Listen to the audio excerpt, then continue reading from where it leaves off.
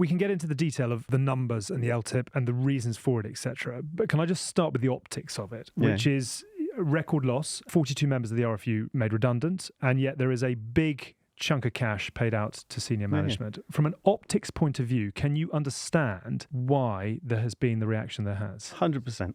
And I knew it was going to be a major problem. I wanted to defer it. The problem is, once you've declared an incentive program like this, it's stated in your annual reports, and it was done previously, and you accrue for it year after year. And even if it had been paid later, it still has to be announced, and it still has to be taken in that year. And I've been the beneficiary of a LTIPs before. There was one at Adidas. It's very, very different working in corporate than in sport. I mean, sport is about emotion. It's about, how do you go to a club and you're discussing travel funding at 250 quid and then I've got this bonus. So it's one thing to be able to live and work with an LTIP in the corporate world. It's very difficult in the sports world. This was seen as an exceptional circumstance, which obviously it was.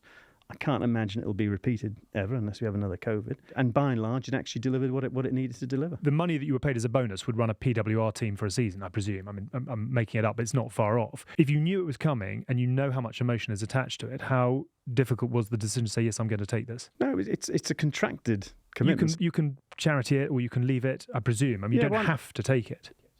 No, you don't have to take it. If the RFU chose not to pay it, then it's contractually promised to you. Now, I make my own payments to charity, but I consider them to be personal. So I think using that or giving it all to charity as a justification for why you've accepted the LTIP, I'm not sure that's the right message to get into.